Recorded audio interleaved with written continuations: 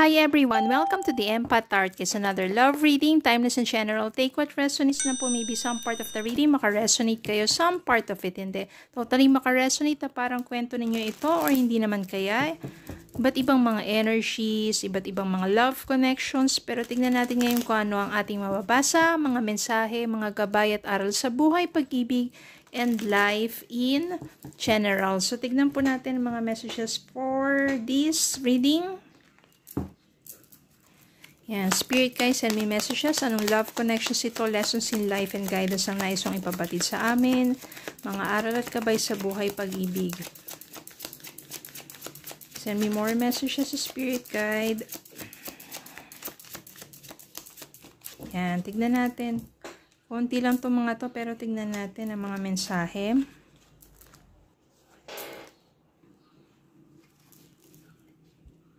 Ace of Wands. The Tower. Six of Swords. Five of Swords. Five of Wands. Kuha pa tayo, bottom of the deck. Nine of Pentacles. You also have Three of Wands. Ten of Wands. Eight of Cups. Medyo mabigat to. Meron kasing 8 of Cups. Meron ditong 5 of Wands. 5 of Swords. The Tower.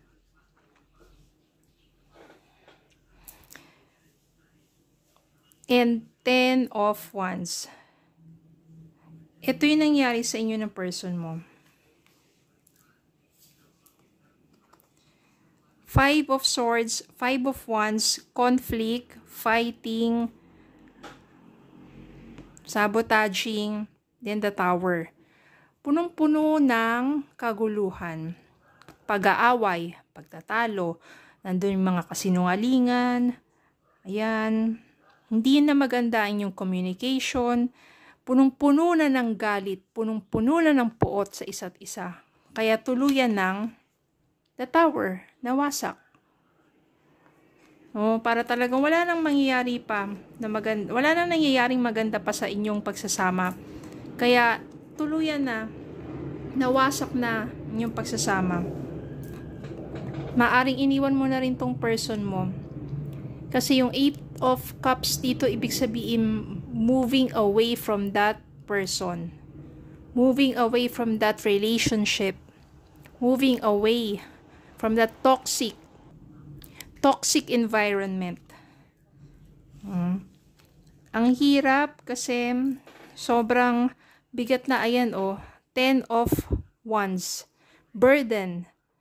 Parang overloaded ka na. Yung pinapasan mong hirap ng damdamin, ng kaisipan, lahat-lahat na hindi mo na kaya pa.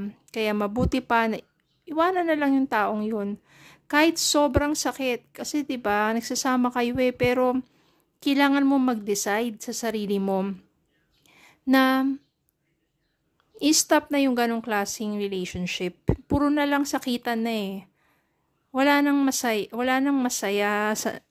masayang nangyayari sa inyo. Puro na lang away, puro na lang sakitan. Kaya para mahinto na yung burden na pasakit, 'di ba? It's better for you to move away na lang from that person. Mahirap kasi parang ang tagal na kayo nagsama pero ang nangyari at the end, nagkahiwalay din kayo. Hindi na naayos pa kasi the Tower nga wasak na. No? Kaya maganda dito because tinatry mo talagang mag-move on. Yung 6 of Swords dito, ibig sabihin transition. Yung life mo, nandun ka sa part ng life mo, merong transition, merong pagbabago, merong shifting, merong changes.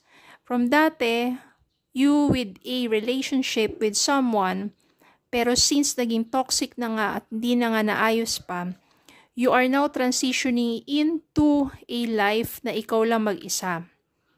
Pero this time, mas nagkakaroon ka ng kapayapaan sa damdamin at sa isipan mo. Kasi nga, wala na yung toxic na tao sa paligid mo. Nakawala ka na dun sa taong yun. Ito, sabihin natin ito, Ace of Wands dito. Yung Ace of Wands dito, this is a new beginning for you.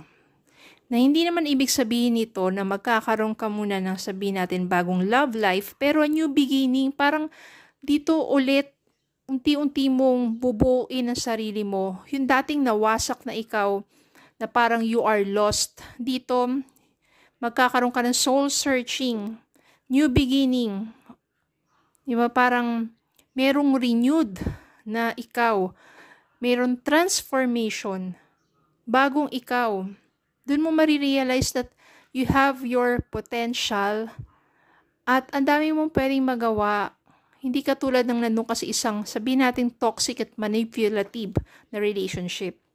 Dito, you plan to travel, to move forward, mas maraming mga planning, you have your self-confidence, you have foresight.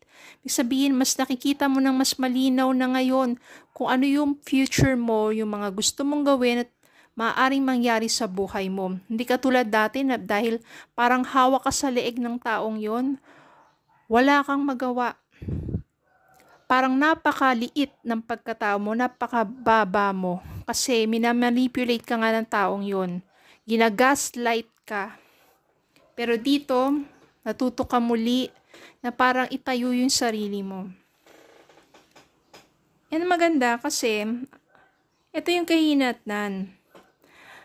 Wala ka mang love life sa ngayon, pero napakaganda ng mangyayari sa'yo because you will become successful. Financial stability, security, abundance, magkakaroon ng reward, lahat ng mga paghihirap at pagsusumikap mo. Okay? So, ito, ibig sabihin, maybe single ka sa ngayon, pero maganda magiging takbo ng pamumuhay mo financially. No, parang hindi mo muna iniisip yung pakikipagrelasyon kasi masaya ka. You are fulfilled, you are happy kahit mag-isa ka. At yun yung maganda. Dahil hindi mo kailangan ng iba para maging buo ka. Ikaw lang, sarili mo, buo ka na, sapat ka na. You are enough. Doon mong marirealize that you are unique, that you can do a lot of things. You are abundant. You have so much love to yourself. Yun yung self-love and care. At dahil doon, magiging attractive ka. Tingnan natin, single ka man ngayon, okay ka, ang dami mong na-attract na blessings sa buhay mo. Ano pa ba ma-attract mo? Pagdating naman sa love, maybe not now, pero eventually.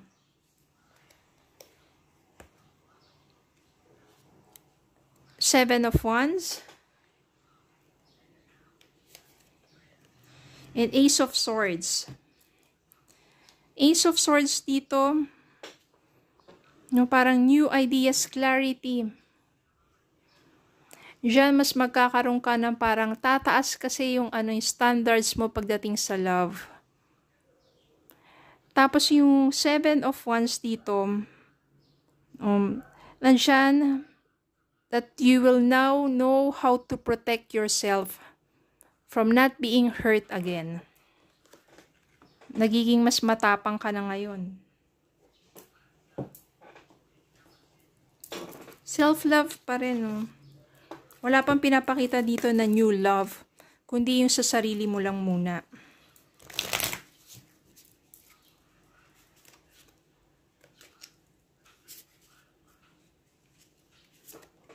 Soulmate. Yes, this person is your soulmate. Your connection is sacred. Sino ba yun? Wala pa nga, di ba? Ikaw pa lang eh.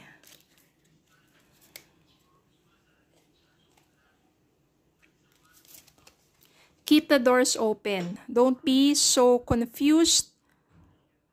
Don't be so focused on the closed door that you don't see the ones which open for you. Yun naman kasi, Huwag ka naman maging closed door. Keep your door open para pumasok din yung new love. Baka kasi masyado ka ng happy, being